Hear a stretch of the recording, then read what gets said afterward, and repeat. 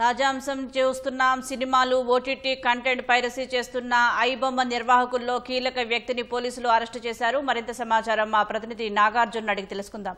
నాగార్జున, ఐబొమ్మ నిర్వాహకుల్లో కీలక వ్యక్తి అరెస్టుకు సంబంధించి తాజా సమాచారం ఏంటి?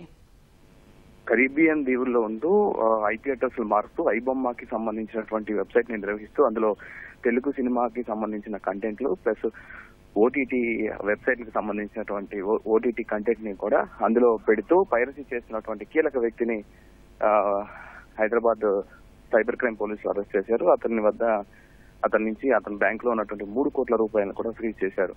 అయితే గతంలో ఈ పైరసీ వ్యవహారం పైన తెలుగు ఫిల్మ్ ఇండస్ట్రీలో ఉన్నటువంటి యాంటీ పైరసీ టీమ్ ఒకటి హైదరాబాద్ సైబర్ క్రైమ్ పోలీసులకు కంప్లైంట్ చేశారు. పలు ఓటీటీ కంటెంట్లను వాళ్ళ సినిమాలను రిలీజ్ అయ్యే సిద్ధంగా ఉన్నటువంటి సినిమాలను క్రాక్ చేసి సర్వర్లను హ్యాక్ చేసి వాటిలో ఉన్నటువంటి కంటెంట్ ని డౌన్లోడ్ చేసి దాంట్లో పెట్టడం.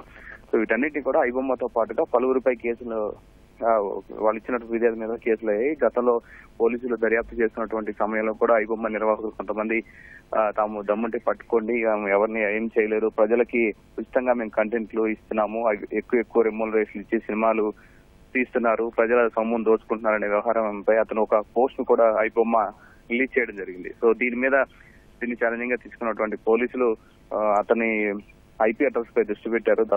ఎవరైతే నిర్వహిస్తున్నారో ఇమ్మాడి రవి అనేటువంటి వ్యక్తి ఇదంతా చేస్తున్నట్టుగా అందులో కీలక సభ్యుడిగా ఉన్నట్లుగా గుర్తించారు. అతను కరీబియన్ దీవుల్లో విదేశీయులతో కలిసి ఐబొమ్మ సైట్లు నిర్వహిస్తున్నట్లుగా గుర్తించారు. అతని కదలికలపై దృష్టి పెట్టినటువంటి హైదరాబాద్ సైబర్ క్రైమ్ పోలీసులు అతను హైదరాబాద్ వచ్చిన తర్వాత రెయిన్బో విస్టాలో అతను ఉన్నట్లుగా సెల్ ఫోన్ సిగ్నల్ ఆధారంగా అతని వివరాలు తెలిసాయి. సో దీంతో అతన్ని గత రాత్రి అరెస్ట్ చేసి అతన్ని తీసుకొచ్చినట్టుగా పోలీసులు చెప్తున్నారు.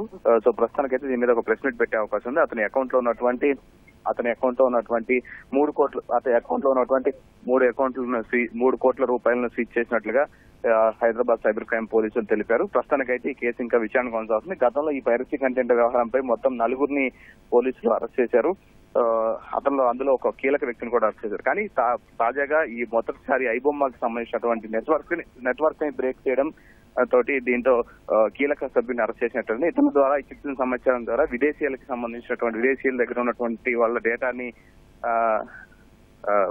పోలీసులు స్వాధీనం చేసుకున్నట్లయింది. అతని నుంచి కాంటాక్ట్స్, అతని ఐపీ అడ్రస్, ఇతర బ్యాంక్ లావాదేవీలు, ఇతర బ్యాంకులకి విదేశీయులతో జరిపినటువంటి బ్యాంకు లావాదేవీలపై కీలక సమాచారాన్ని పోలీసులు సేకరించారు. దీనిపై ఒక ప్రెస్ మీట్ ని కమిషనర్ పెట్టే అవకాశం ఉంది. హైదరాబాద్ కమిషనర్ ఈ ఒక ప్రెస్ మీట్ ద్వారా ఈ పూర్తి వివరాలు వెల్లడించే అవకాశం ఉంది. ప్రస్తుతానికి అతన్ని విచారిస్తున్నారు.